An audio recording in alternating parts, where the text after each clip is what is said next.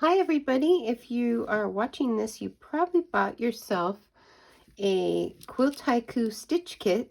This is the Sunset Sky version, and you'll open up your kit, you can set aside your thread, and for now your block print trees, and we're going to just play and arrange. So step one, this is for ironing. Step one is to just audition your fabrics and play with what you like. So this is the Sunset Sky, and that's going to go near the top. You can look at the back if you like the lighter color, or the top. You can turn however you like and lay it on there. We're going to overlap going down, and you just play around with different configurations of how you might like this to go.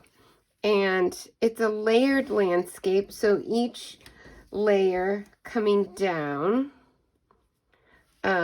is another set of hills, and we'll trim these up so you're not using all this fabric, but you're just playing around with whether you like the pattern, the shape.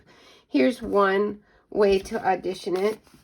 Let me prepare the trees here a little bit, and they'll get tucked in. There's two sizes, so one is kind of in the foreground perhaps, and you can use one or both of the others in the background.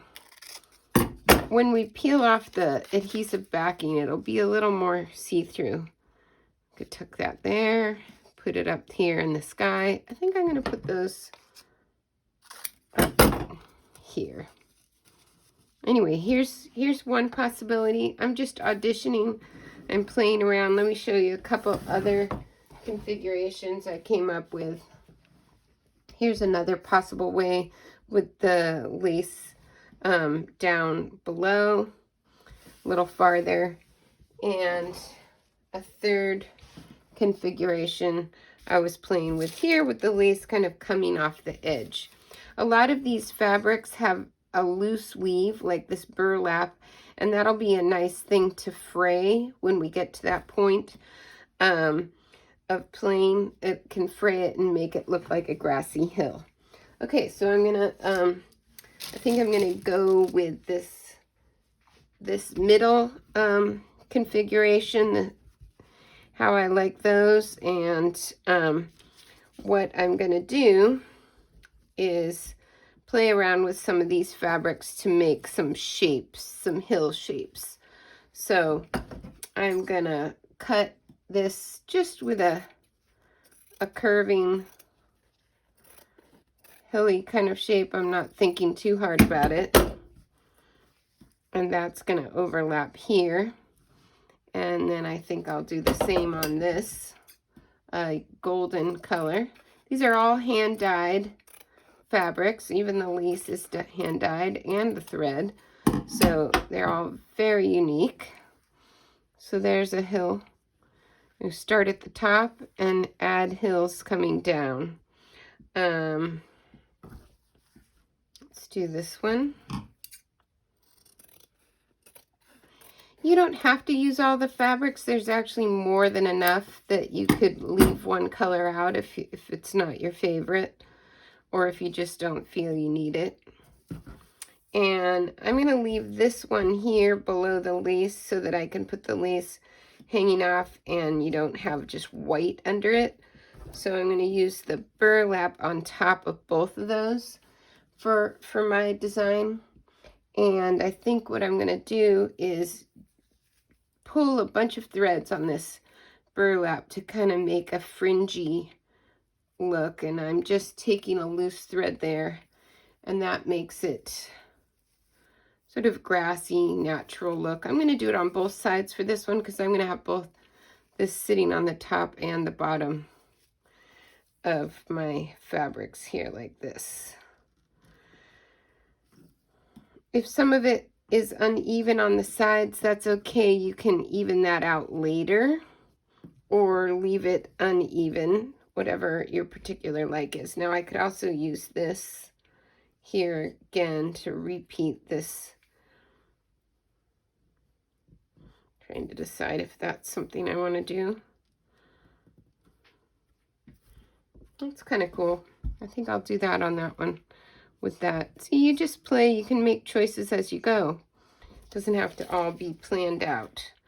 Now, I'm going to put my tree here, and I need, the best way to get the adhesive off the back is to take a pin and scratch across the paper, and then that folds it up so you can easily peel it off. Otherwise, if you're trying to get the corner, you just struggle and struggle.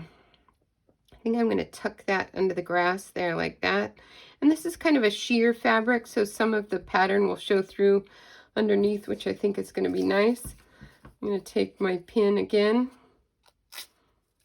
There we go. And put a tree here. And I think I'll use my last one also on that polka dot hill. When I have it the way I want it, like this, I think that'll be nice.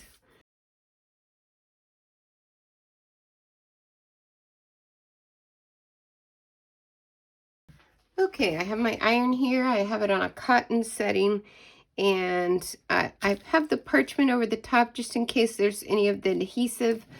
There's adhesive on the felt here, and that should be facing your fabric. It's shiny and a little bit sticky, so we need to make sure that's there. And then there's adhesive on the back of the trees, so we don't want that to get on the iron. So that's why the parchment's here. Double check my placement of things. And now I'm gonna iron. Some of my elements might not be touching the adhesive that's on the felt backing, and that's okay. I will just pin that with a couple of pins to keep it in place so that it's ready to do my stitch enhancement.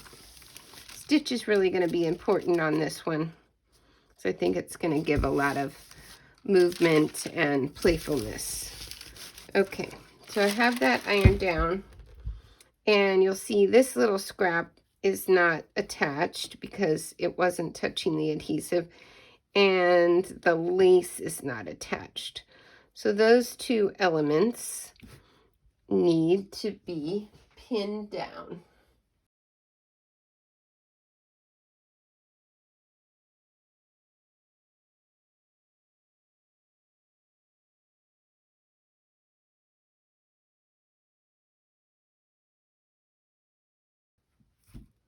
Okay, that's it for now, and the next step is to do some stitch.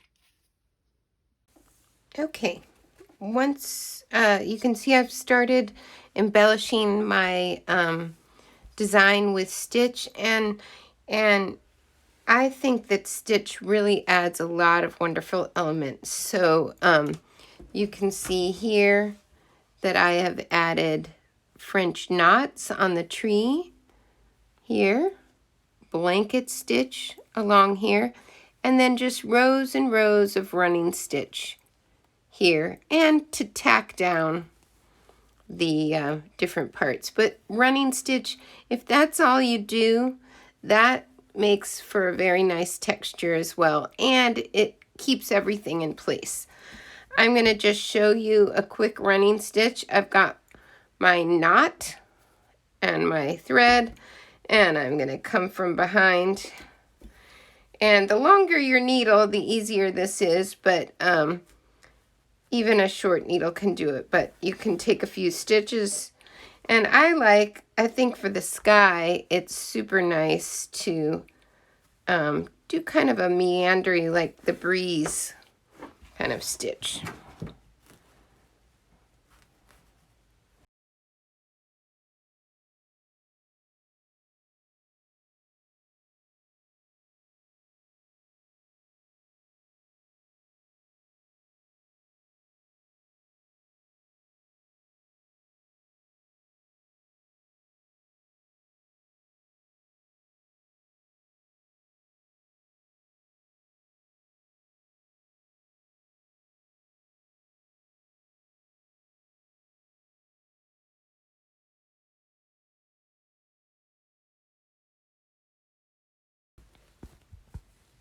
Okay, I might keep going with that, but you get the idea. Okay, I'm going to show you a French knot, which people are sometimes intimidated by, but it's really quite simple. You take your needle in your dominant hand and you pull the thread through the fabric and you wrap the thread around 3 or 4 times, depending on how big of a knot you want. And then you return the needle not to the same hole, but very close to it. And I'm going to keep pulling with my left thumb. I'm going to leave my left thumb on there just to give a little tension. Reach through from the back and pull. I'm twisting a little bit because I'm going through several layers. Pull through, and there's my knot. Let's do that again. I'm putting these little French knots, I think, are very charming on the tree as golden leaves.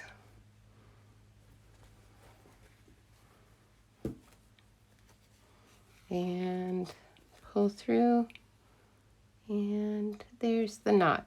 Okay, I'm going to continue and fill these with French knots. I might put some more running stitch along here, and then I will finish it up, but you can just keep going and going, and then I'll show you close-ups as I complete my other examples.